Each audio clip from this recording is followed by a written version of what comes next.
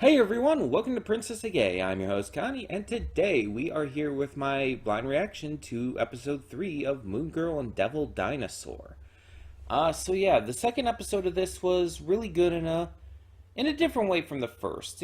After the first episode was pretty intense and jam-packed with, the origin story, action, some great moments. The second episode decided to kind of slow back down a little bit and give us something a little more lighthearted, a little more fun. Um, and someone actually put in the comments, I don't remember who it was, but someone put in the comments of the first or of episode 2 that the episode kind of reminded them of Miraculous Ladybug, and like with the victims in each episode being akumatized and having to be saved by the end. And it's like, I can kind of see what you're saying. I kind of like see how you could see I don't remember his name, but the kid who turned into the troll and everything. I can see how you would see that as a person being akumatized, and just I guess the tone maybe of it would be more similar to that. Um, the difference for me at least is that Miraculous, the biggest issue I feel with that series is that it just goes in circles. Like occasionally it'll introduce some new plot element that'll be interesting, but then it just goes back to running around in circles and tripping over its ass, not understanding how to do romance at all. That's the biggest issue I find with that series. Its lack of ability to properly, you know, do romance, and the fact that it just repeats the same schlock over and over. It's so repetitive. With this doesn't feel like it has that same issue because obviously one, we're only 2 episodes in, and two, it doesn't come across like the same kind of series at all. It has a different tone and style to it, and even with the episode being kind of similar, it still forges its own identity and allows it to feel more natural within what we've gotten so far. Which, again, not much, only 2 episodes, but still.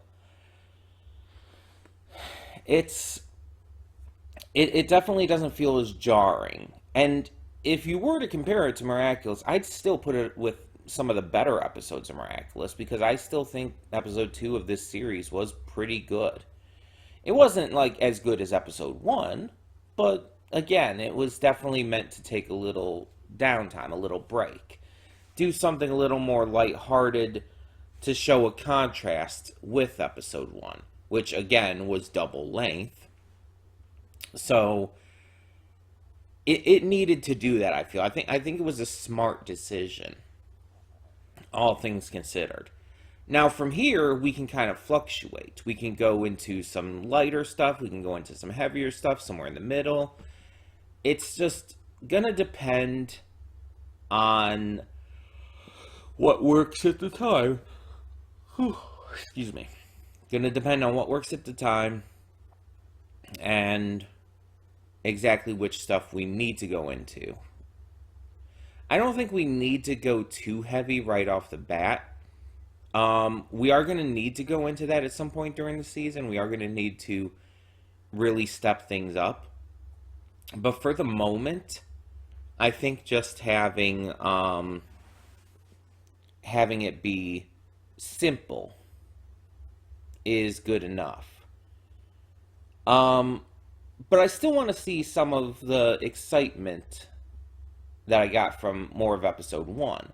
And I think we'll get that. Again, I think we'll get like kind of a blend of things as we go along. Sorry for all the yawning, as always. Haven't been awake long.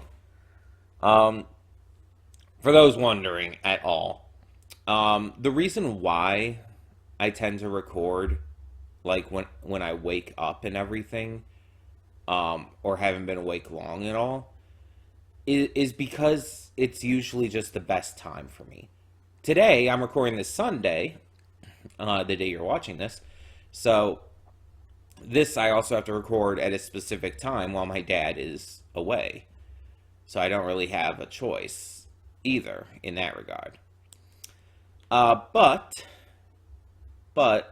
I'm still excited nonetheless to get to this episode. I just wanted to mention that real quick, just to explain why all the yawning constantly in these videos. It's like I'm still basically waking up. But we're just gonna get into this. We're gonna get into this. Hope for the best with episode 3 and see what it gives us. So, when the screen fades to black, pause this redirect and go to the description below. Follow the link to the reaction, and after you watch it, come back here to the redirect and resume play. Because after it fades black, then fades back in, everything from that point forward will be my afterthoughts and will contain spoilers to the episode. So, that being said, thank you so much for tuning in, and I will see you at the reaction. And we are back, and we'll begin with spoilers in 3, 2, 1, now. Now, see, this is exactly what I'm talking about. I was talking about in the pre-thoughts how, like, the first episode was very exciting. The second episode brought it back down a little bit. Well, even maybe a little bit more than a little bit. And I was talking about, like, okay, we're probably going to get a mix of episodes that are really exciting, that are a little more calm and everything, relaxed, just a little down low. And then episodes that are kind of in the middle, episodes that are just, like, have some exciting stuff to them, but are still very low into things. And I would call this one of the middle ones.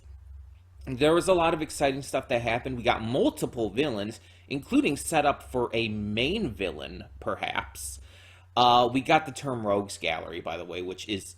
I love it. Like, have I ever seen a piece of superhero media that has actively used that term within the series or movie or whatnot? Like, Rogues Gallery, I don't think was originally an official term. I think it originally started off as like a fan-given term, and then like the comic book creators and all just adopted it because it works so extremely well. But it's like, I don't know. I don't know if I've seen anything else, like game, movie, series, whatever, that has actually used the term. But this kind of series would. This series doesn't take itself too seriously and has fun with it, so I could see that. But yeah, whoever that figure we saw there, saying like I found you and everything, let me go back to that real quick, because I don't think that was... I think that was someone else. I definitely don't think that was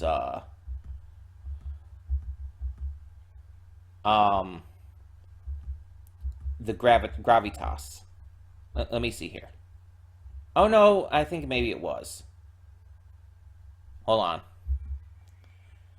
Yeah, because the gloves are the same. Okay, and we see the phone like gravitate towards it. Okay.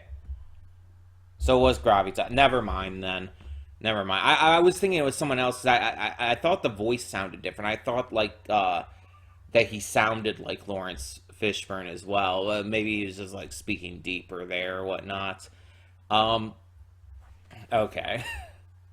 I thought that I legitimately thought that was someone else, but it was just gravitas. Okay. So never mind all of what I was saying. I guess they weren't setting up for a main villain. Maybe that'll come in later. Unless Gravitas is the main villain, but I kind of doubt it. Because he just seems not that impressive, honestly. He would be kind of a weak main villain, I feel. Otherwise, though, we have some really fun stuff in this episode, some really fun fights and action, and some pretty notable stakes, honestly. Like, not obviously with the popcorn and the turntables. Those are fairly low stakes, all things considered. More along the lines of with the fact that the roller rink is being raised into the sky, and then ends up getting dropped because the gravity effects are turned off. And so it's like, yeah, everyone there would have died. That's some pretty big stakes, honestly. And then the episode also had a couple little other small things in it that were just great, like the adult joke with Mimi. Um, like seeing how flexible the grandfather is, and she's like, "That's why I married him." And it's like, we know exactly what you are talking about there with that.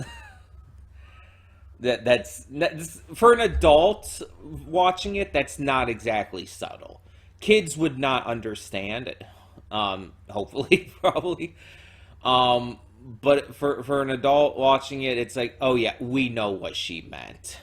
Um, yeah.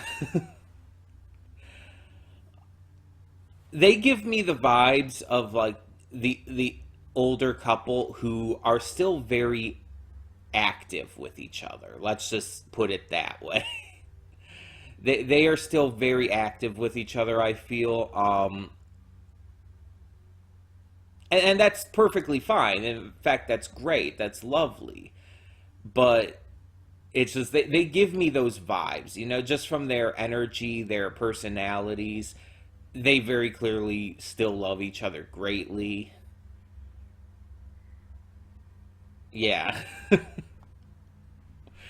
um, but I think weirdly enough, the highlight of the episode for me was just Casey in general. And it's like, you guys, if you guys have been watching my previous two, then this isn't a surprise to you. If you haven't watched my previous two episodes, why are you watching this one? Go back and check out the previous two as well. Um, but yeah, if you've been watching this entire series, you know that even only a few episodes in, like Casey has been extremely entertaining to me. So it's no surprise for me to say, like, to just state right here in this episode that yeah, she's my favorite character right now. That it's hands down. It's not even close. Like I like a lot of the other characters. I like the family. I like Lunella. I like some of the villains we've seen so far. By the way, the Instantane girl. Holy shit, those thighs. Um, I've seen videos. I don't remember the person's name, but I've seen videos of this one lady who almost seems like she's famous for crushing watermelons with her thighs, and it's like, it's just, I think I shared it to the Discord at one point. It makes me act up. Let's just put it that way. Um, they knew what they were doing. They did. They put in a character with almost cartoonishly thick ass thighs. It's like, they knew what they were doing there. That they knew that that is a huge turn on for people. Like, and they clearly knew that there was going to be an adult audience for this. A lot of animation nowadays has an adult audience, sometimes even bigger than the child audience. So, of course, they're going to slip in things for the adult viewers. Whether it's parents watching with their kids or just adults who watch cartoons. And so you have the adult joke in this, but you also have that, and it's like, again, kids are just gonna think, oh, she looks funny. That's just, kids are just gonna think that.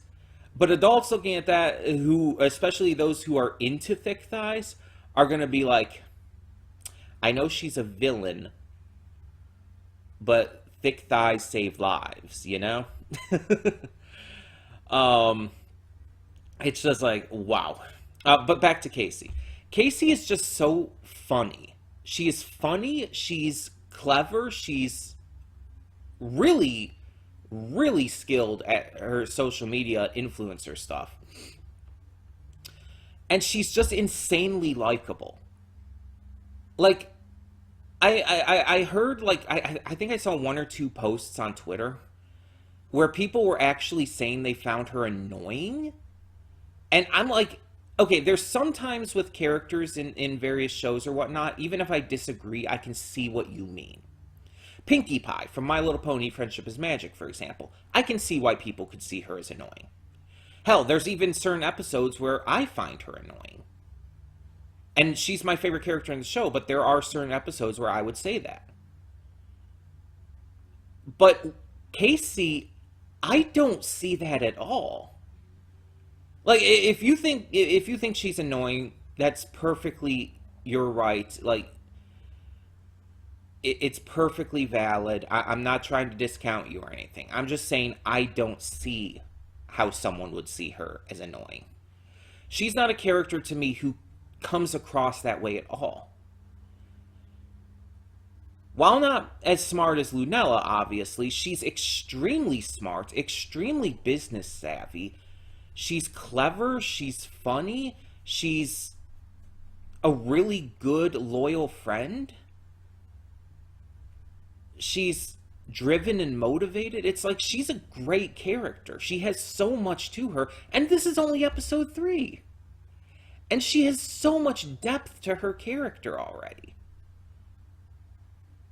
She almost reminds me of Andrea from Ghost of Molly McGee, just with a lot more energy.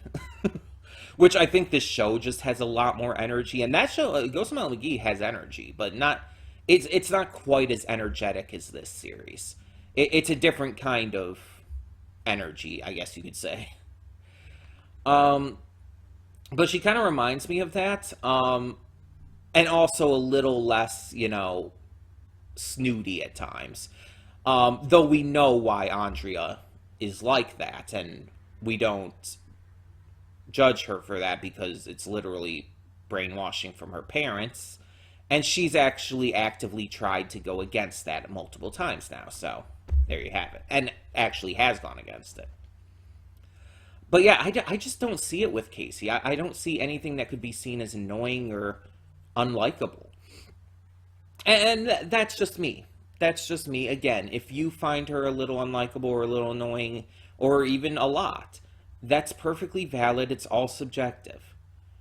I'm just saying from my perspective.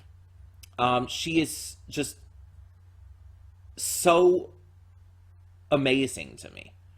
How quickly she became my favorite character. Also, she has 2 fathers. She comes from a queer family. That does not mean she's necessarily queer. But it more than likely means she's an ally. She very clearly adores her fathers and is trying to get them fit, I guess. But yeah, it's like, that's awesome. This is episode 3. Owl House didn't get into the queer rep this quick, and Owl House is known for its queer rep. This is fast. Like, again, I know this series I said was very energetic and quick and everything, but this is quick to get into that. And I am all for that. The fact that they were able to get that in this quickly, this easily, without any real trouble, is awesome. Like, I think the Grom episode was the first queer rep for the series, because for Owl House, I think that did still come before Willow's fathers were shown. So I think I might be a little wrong, but either way, this is still faster than Owl House. I know that for sure. 3 episodes in. Now, it might not go as heavy as Owl House does with the rep overall, but the fact that it's still there is still a great thing. The fact that we're seeing all these shows and movies nowadays having this. The only problem is, unfortunately, a lot of these are being not properly advertised. They're just not getting the attention they deserve because a lot of people don't know about them. And this is happening mostly on the movie spectrum, and especially for Disney. That Strange World movie, apparently that has queer rep in it. I don't know to what extent because I haven't seen the movie, but apparently it has queer rep in it. But people didn't see it because it was barely advertised. A lot of people didn't even know it existed until it came to theaters because of how shit the marketing was for it. And a lot of people theorize that it's because of the queer rep. That after Lightyear, especially after the pushback Lightyear did receive because of its queer rep from, idiots out there, uh, there were people who were theorizing that that's why Strange World was marketed so poorly because Disney didn't believe in it because it had queer rep. And I have no fucking clue if that's true. Obviously, it's just a theory. um, but I could believe it because Disney's weird with this. They've had a lot of shows with queer rep. They've had movies with queer rep, but they always, for some reason, like push back against it. Owl House got canceled prematurely. Um, and I believe I heard Star Versus had a lot of like interference, especially near the end. So maybe that's why Star Versus ended out so horribly. I heard it had interference, like studio interference from Disney and all. I don't know to what extent that's true or not, but I've heard that a lot since it ended. Um, and if that is true, that is really sad because the series was actually amazing at one point, and it did not deserve to end out as poorly as it did. But it's like Disney's really weird with that, with how they handle representation, and yet there's still more shows coming out with it in there. And again, by episode 3, this is really early. But this is also a series, to be fair, that they rushed to push out. They pushed out like the entire first season in like a couple of weeks, I think. Because they rushed out episodes like constantly on the app. They just pushed them out. Just kept forcing like bunches of episodes at once. And it's like they're just trying to push it out and just ignore it instead of giving it an actual valid release schedule. And it's just like it just feels weird, you know? It's like they're buckling to the idiotic pushback they're getting from the vocal minority of assholes, bigoted assholes out there. And a lot of companies have been doing that lately. Target did it, Bud Light did it. A lot of these companies that get some negative feedback from the vocal minority are buckling under the pressure and changing things just to deal with it, basically. Um, and it's sad. It's really fucking sad, and it shows how weak their allyship is as well.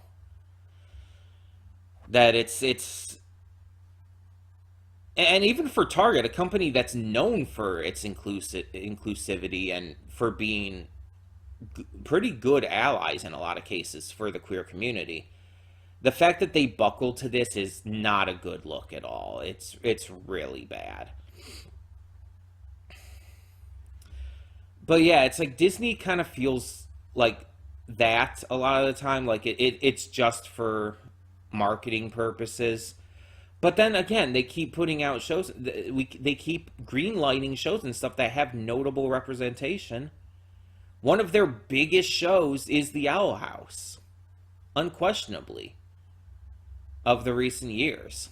And they canceled it prematurely. What?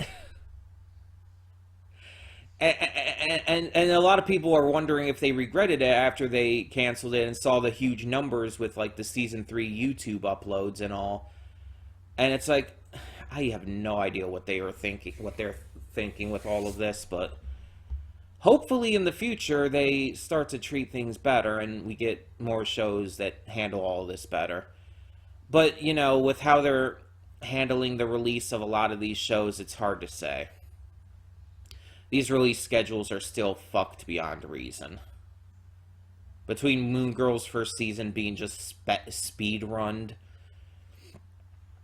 Ghost and Molly McGee being put onto random hiatuses constantly, it's like they just don't seem to have faith in their shows. They greenlight them, they'll air them, but they don't have faith in them. And that's like the worst thing for a company to do, to not have faith in its product. It shows that if you don't really care, and if you don't care, why should the consumer care? I've gone into an entire tangent here, and I apologize for that. But it's like, there's a lot that to say about how this is all being run. But in terms of where it is for Moon Girl and Devil Dinosaur right now, the fact is, we got episode 3 rep. It's really naturally handled. It's really well handled. It's portrayed in a positive light, even if it's not shown for long or not really given a lot of focus as of now. It's wonderful. It's absolutely beautiful, and I love it, and I really hope that there is more and more notable representation in the future of this season. But, for the time being, tell me in the comments below, what did you think of this episode of Moon Girl and Devil Dinosaur? Did you enjoy it as much as I did? Did you find any issues? And who's your favorite character so far? Is it Casey? Is it Lunella? Is it Devil? I mean, that's perfectly valid. Devil is awesome. We love him. He's a good boy. Some of the time. Let me know your thoughts on all of that and more in the comments below. And for now, I'm Connie, and I'm signing off. See y'all next time.